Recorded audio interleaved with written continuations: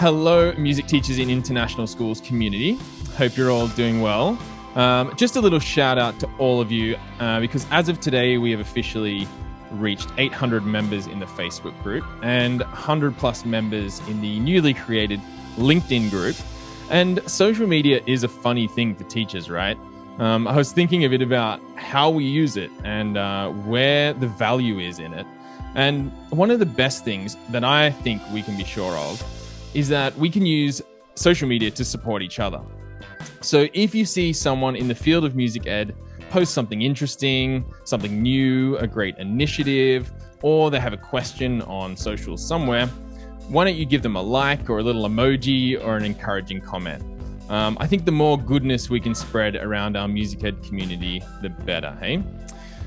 So, with that in mind, today is a bonus episode, and I'm going to sneak it in between our usual fortnightly episode releases. And that's because I have a special guest, Keith Montgomery, from AMIS with me. That's AMIS. And now, from my Googling and exploring, I've come to learn that AMIS, or the Association for Music in International Schools, provides a network of support for music programs in international schools all over the globe, through the presentation of professional conferences, academic workshops, and ensemble festivals. And Keith has popped up on our Facebook group to share an upcoming teacher conference recently. And I wanted to learn a little more about this, and I thought you might all like to hear what I learned too. So let's get to know Keith a bit and find out a little more about the AMIS Teachers Conference. So thanks for coming on the show, Keith. How are you doing? Hi, Chris. It's good to be here. Thanks for having me. Now, I thought we'd start a little bit, Keith, with getting to know you before we get into the AMIS story and the conference. So what was your journey to international school music teaching? It began quite some time ago. I'm from the Pacific Northwest of the United States, and my first overseas teaching position took place at Cairo American College in Egypt back in 1988.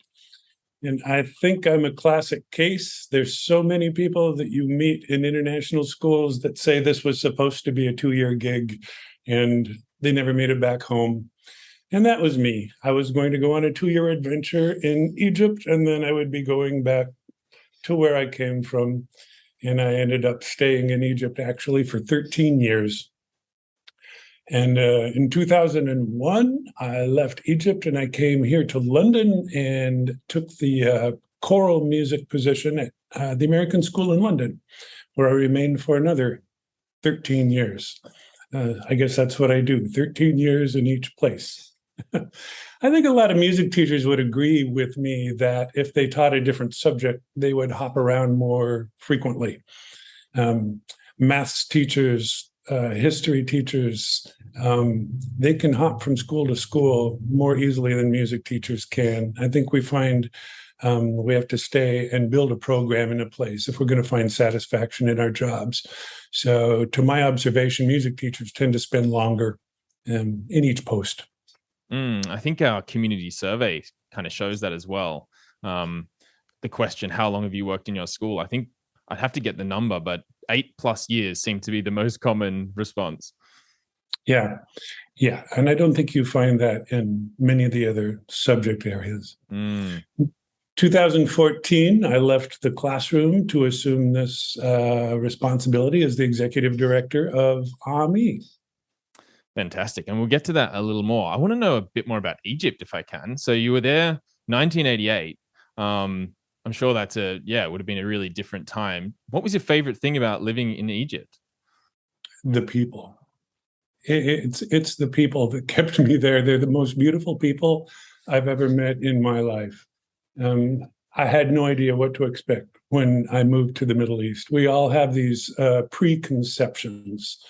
It's kind of interesting because I was moving to the Middle East and American friends were worried about my safety and my well-being.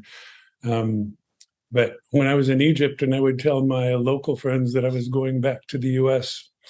To visit family, they would worry about my safety and my well-being when I was in the U.S. That's great.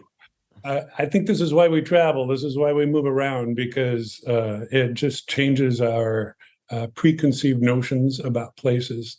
But the most warm, hospitable people I've ever met in my life were in Egypt. The longer I stayed, the harder it was to leave. Yeah, I bet. And still have friends there, I'm guessing? Yeah. Oh, Mm. yes, for sure. Do you return to Egypt often?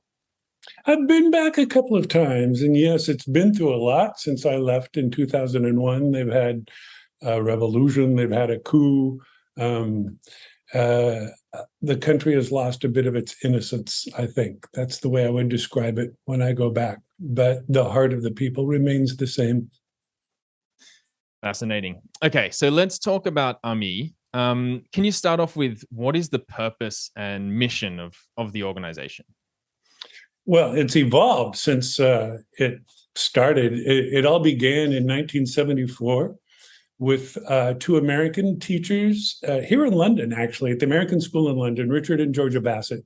And they wanted to recreate for their students an experience that the majority American students that they had at their school would have had back in America. And that's the all-state band, the all-state choir, these honor ensembles where students from different schools come together and work with a guest conductor. So the first festival they put together involved 5 schools, and it was a band festival. And then the following year, they added a choir to that. And it was all local schools here in London, but there was a need for that. And it expanded.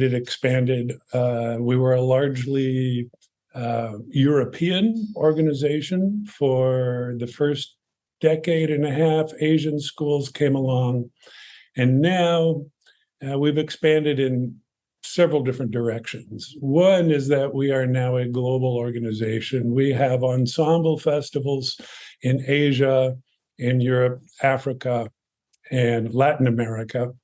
We have high school ensembles, we have middle school ensembles for bands, choirs, orchestras.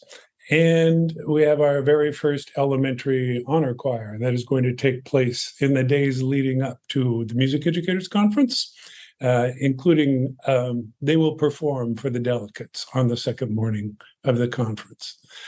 But much larger than that, AMI by demand has grown beyond just simply offering festival experiences for students. I think we have over 100 member schools on 5 continents. And I think if you asked a teacher what the function of AMI is, they would say that we provide the necessary support and networking for teachers in the schools, whether it comes to curriculum development, classroom instruction. I don't know how else to say it, but I think we are considered the umbrella organization for music programs in the international schools. Fantastic. So how could teachers get involved in those festivals with their students? First step is to visit our website. We spend a lot of time trying to keep the website up to date. All of our events are listed there, professional development events for teachers, as well as experiences for students. Some of our events for students are auditioned and selective. Some of them are all comers. We have an online solo and ensemble festival, which last year had the participation of over 1,000 students. We have a large group festival. We also offer workshops periodically. As coming up next month is a workshop for students and teachers of IB music. Although we don't have a formal relationship with the International Baccalaureate Association, we do work closely with the IB, and especially with the rollout of the new curriculum a couple of years ago. And the first cohort have now received their examination results. So this is a time when the teacher portion of the IB workshop is going to be really, really important to teachers. But if one just visits our website, and looks at our events, each one of those events is pretty self-explanatory. Great. So let's talk about the conference then, which you've referenced a couple of times, and I talked about at the beginning. What does the AMI Teachers Conference offer international school music teachers? It is a bringing together of the AMI family to celebrate learning. It involves teachers both from member schools and non-member schools. It's actually one of the more recent developments in our organization. It's about 10 years old, but it's a wildly popular event. It's a chance for teachers to get together for curriculum development and also for networking. So many music teachers in international schools work in isolation. I think when I taught in Egypt, I felt like I was one of few people in the entire nation who did what I do. And a lot of teachers that are in isolation like that in the international schools, they can come to the AMI conference or an AMI festival, and they find like-minded people who teach in very similar situations. So many exchanges of ideas that go on. At the conference, we offer workshops. There'll be 50 workshops for elementary, middle school, high school teachers covering just about every topic you can think of. Fantastic. And it's in The Hague, right? In the Netherlands? It's hosted this year by the American School of The Hague.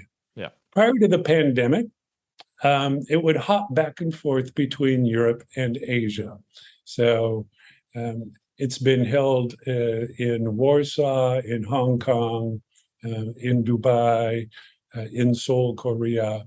Then during the pandemic, we, like so many functions in life, we found it necessary to go online. So this conference was in the form of the AMI Online Summit. And that took place over 2 years, where all of these workshops were actually pre-recorded videos, but people could still attend. And we tried to make as much live interaction as possible during those online events. People are so very happy to actually be able to come back together and have the family together this fall that we are anticipating quite a large turnout. Excellent. So you mentioned 50 workshops on almost everything. You said, could you mention a couple, like maybe some of the standout ones that come to mind straight away that are going to be at the conference?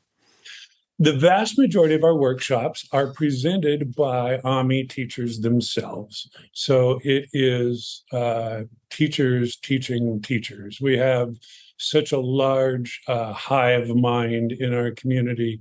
So many people that have so much to offer to other teachers. So we have about 30 workshop presenters, but we also always bring in featured clinicians. And these are folks that are not AMI classroom teachers, but they are folks that have something special above and beyond to offer. And those featured clinicians will vary from year to year. The theme of the conference usually, or the themes usually have to do with whatever happens to be trending that particular year. The first year of our online summit, of course, we were focused on how do we help teachers to teach during a pandemic, which none of us had a background in at all. Our second online summit last fall had to do a lot with social emotional learning and taking care of students and teachers emotionally and psychologically after what they had been through. As we look at our schools and the programs and what is bouncing back and what is not bouncing back quite as quickly, the feedback we're getting from our teachers is it is in the instrumental areas, especially in those teachers that are teaching band, are finding it a lot harder to rebuild their programs than the choral and string people or the elementary teachers. So we have a couple of band clinicians that are coming. Zachary Bowie from Boise State University in Idaho is a brass specialist, and he will be speaking in brass terms for us. And we also have Shelley Jagow from Wright State University, and she is a woodwind specialist. So band teachers will in particular find the conference, I think, to be very gratifying. And on top of that, we have an association with David Frigo and Marla Butke. They're published by Hal Leonard. They are Dalcroze specialists, and they travel the world doing workshops. David Frigo is the AMI consultant in Dalcroze music. They will be along, and much of what they do has an elementary focus, but they always figure out a way to include people that teach upper levels as well. And then Nissa Brown, who is our consultant in curriculum and instruction. She's a full-time consultant, and she goes to schools and helps them develop their arts programs, arts curriculum. And Nissa Brown will be along as well. Great.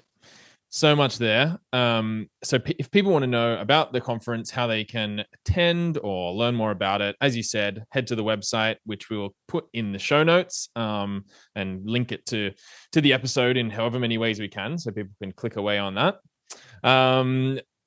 Keith, fantastic. Is there anything else you wanted to share with us about AMI or the conference while we've got you?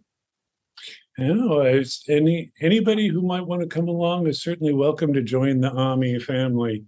I think anybody that's been to the conference before will tell you that it can be great both professionally as well as it's comforting somehow to find out that you're not alone in the world and there are other people that are walking the same journey that you are. So we hope to see as many people as possible at the American School of the Hague. I guess while this episode kind of feels like a bit of a pitch for AMI and the conference, I actually have really enjoyed getting to know you, Keith, and sort of your background and how this community keeps in. I can't even get the words out there. I think I'm a bit excited about this. How the community keeps evolving and the connections keep evolving. And I think that's really exciting for music teachers in international schools. And hopefully if you've listened to this bonus episode, that will definitely come through, just that there's this family, as Keith keeps referring to. But also, yeah, if you're interested in AMI, get in touch, have a look online. Keith, if anyone wants to learn more about you and your background, maybe teaching in Egypt or in London, is there a good way to contact you? Yeah, via the website. All roads lead back to our website. That's where we connect. So I would be happy to hear from anybody. I love meeting new folks, and I'm happy to answer any questions about myself or about AMI or about the events we offer for students and for teachers.